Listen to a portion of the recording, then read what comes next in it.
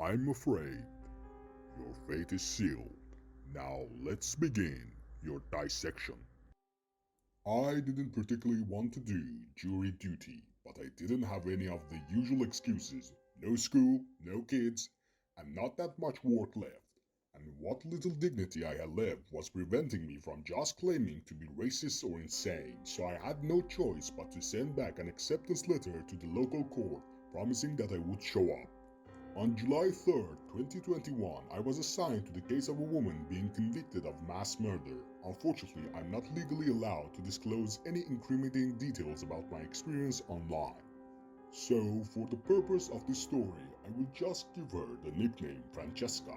The attacks started happening the day after I took her case. The first one was rather mild, although it got its point across. I was taking a shower that night when I noticed some long-haired strands of hair in the shower drain. Being a man with black hair, I got freaked out, worried that someone had broken in while I was at work.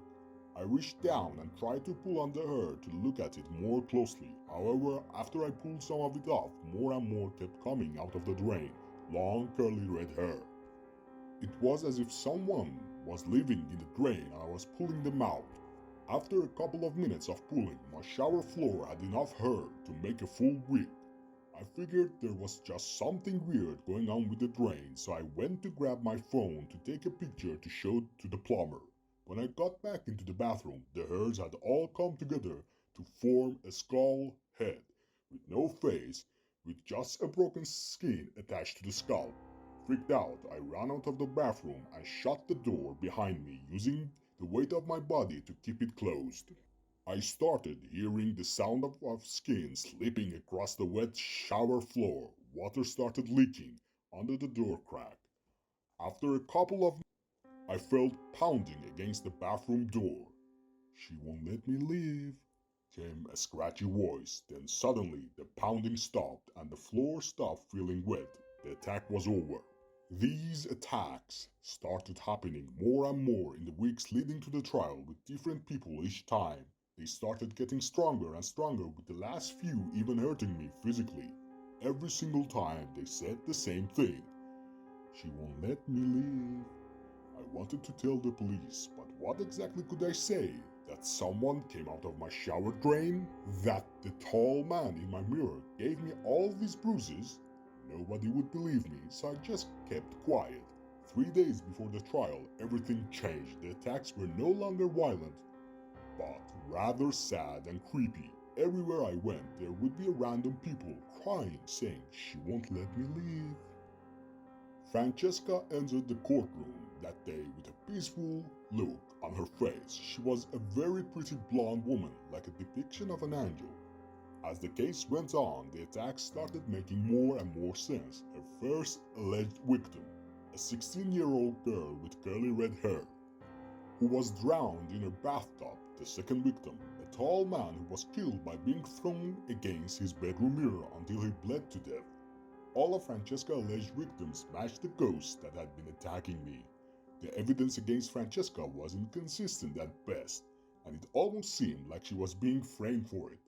Her DNA was present at every single murder scene, but yet there was no way she could have done it all. This small woman in front of me could not have possibly picked up a grown man and thrown him against the mirror. And half the murders she was accused of involved some form of chemical poisoning, which was way beyond the scientific knowledge of an 18-year-old dropout like herself. Her answers to the questions were almost as weird as the evidence.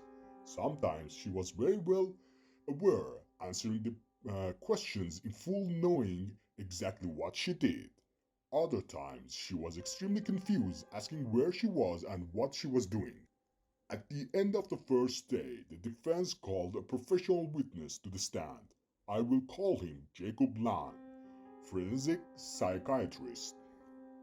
"Dr. Lang, in your professional opinion, is Francesca clinically insane?" Dr. Lang stared at her for a couple of seconds, almost as if he were scared of her.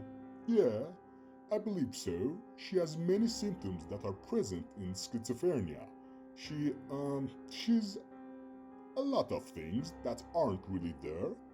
Says that she has a friend in her head who makes her do things.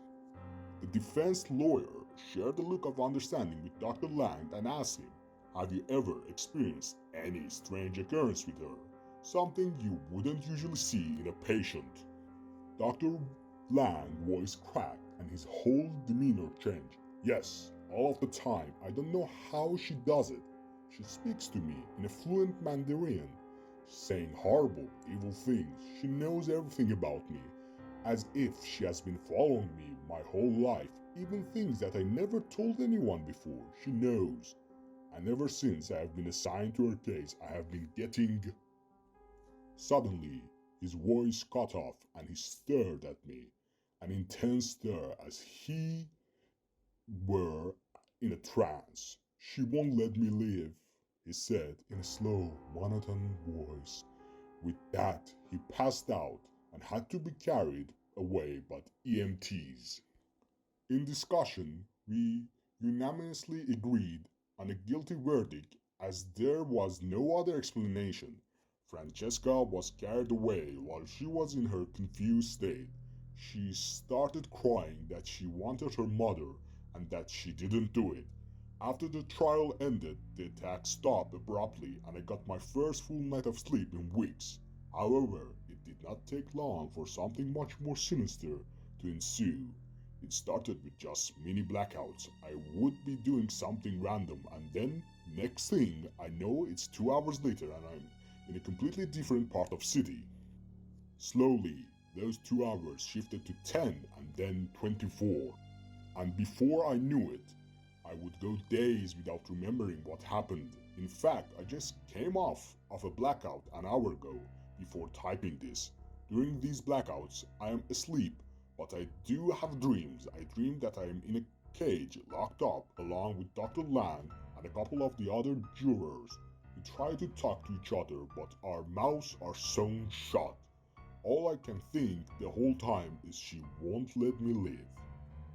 I have tried googling her name everywhere, however it seems as though none of the newspapers reported on it. I would think a mass murderer such as herself would have some kind of internet presence, but she does not. I googled the names of her victims and none of them came up either. No news articles, no social media, nothing. It's like the whole trial was a dream. Anyways, I have to go now. My computer has been acting dumb. It has deleted my Facebook and all my social security numbers. I have to go now. Hopefully this is just all a nightmare.